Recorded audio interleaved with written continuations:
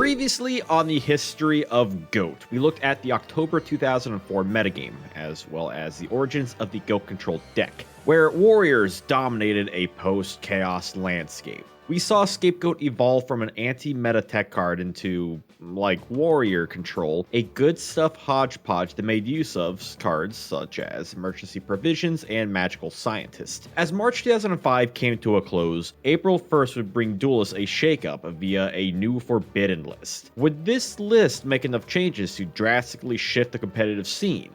This is the history of GOAT. Before we immediately jump into the list, there was one more major release that was illegal in Warrior format, yet would finally become playable in April. Flaming Eternity, released in North America on March 1st, would feature a variety of fun cards. Chase cards would include, but not limited to, Sacred Phoenix of Nephthys, Gatling Dragon, Deck Devastation Virus, Lightning Vortex, and Threatening Roar.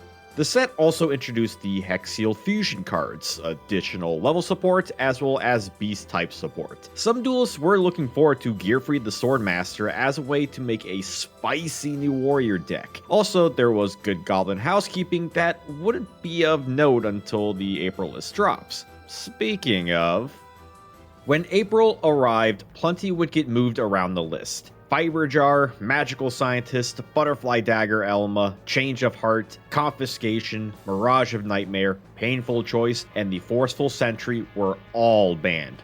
Oof. However, Upper Deck was simply rotating out power as a strong slew came off Forbidden status. Sangan, Delinquent Duo, Graceful Charity, United We Stand, and Mirror Force. It appears Upper Deck was seeing which power cards would be healthier in the meta, as these were infamous cards people knew, and shaped how the game evolved up to that point. Is Confiscation or Duo better? Graceful Charity or Mirage of Nightmare? Pick your poison. At the very least, Go Control players lost their keycard in Scientist, though the loss of any related OTKs must have been a breath of fresh air. Machiora the Destructor would be banned due to a degenerate combo with Chick the Yellow. New Flaming Eternity cards would also get hits, such as Sacred Phoenix, Lightning Vortex, Deck Devi, and Good Goblin Housekeeping. That final card may seem weird considering its odd effect, yet its secret power was that it could be abused by chaining copies of itself with Emergency Provisions to combo into a maximum yield of 12 draws and 3 return cards. The last important note regarding the list was the limitation to DD Warrior Lady. Of all the hits from the list, this was the clear result of the previous top deck success. So now not only Go Control, but Warrior Control had to go back to the drawing board. The rest of the list would be changed due to card mentality at the time, like Vampire Lord and Abyss Soldier. Some reasoning makes sense, others require a bit more logic, but hey, that's how lists tend to go. This was also the time we'd see the next Duelist League promo card in Toon Goblin Attack Force. Toons having a strong low-level beater was great for the casual deck, and would go on to be a strong card in skill drain-based strategies. Yet one thing was for sure, and that was decks had to reinvent themselves once again, charging into the new meta. Moving forward in time, we arrive at SJC Los Angeles on April 2nd, to where duelists battle with the newly implemented list for that coveted second copy of Cyberstein. Many eyes at the event would look at decks like Chaos Warrior, Zombie, and Beast Down, considering Eternity just gave players a bunch of beast support for the beatdown strategy that counters Scapegoat decks. The zombie strategy got a second copy of Vampire Lord with plenty of unique zombie cards, and Warriors still had cards that could fill in the 2 empty slots DD Warrior Lady left, and Blackluster Soldier is still broken. Some thought the return deck would be popular too, since the tempo control was alluring, giving its options like Bazoo, Strike Ninja, and a plethora of DD monsters alongside Chaos. Clearly, Zombies was the hot new list, with Vampire Lord being the belle of the ball.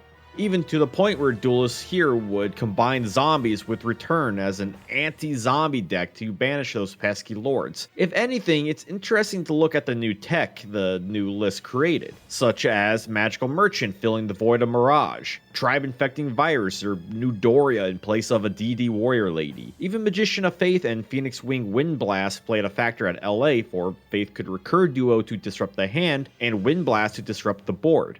This is to say that Phoenix was popular as well to not only complement Lord's revival capabilities, but for Scapegoat as well. The cookie cutter strategy of the format's past were evolving into a much more creative era. Top 8 at SJC Los Angeles would feature almost all different decks sans 2. Flip Control, Goat Control, Soul Control, Beast Down, Zombie Control, and Chaos Zombie. Despite all the theory crafting at the event, the results speak for themselves. Due to the strong cards still in existence like BLS and Serpent, any deck could theoretically win, such as Soul Control using Thestalos in conjunction with Duo to rip apart the opponent's hand, or Flip Control revolving around Tsukuyomi and recurring powerful back row cards. Even Lockdown Burn and Mill OTK were shown here, making for a fun, unique event to kick off what would be known as GOAT format. That is, unless you're part of the war between Team Comic Odyssey, Team Naruto, and Team Savage, with CO clutching the first place spot by Eric Wu, showing that combining the tried and true Chaos engine with the popular zombie deck alongside skillful plays was the recipe for victory.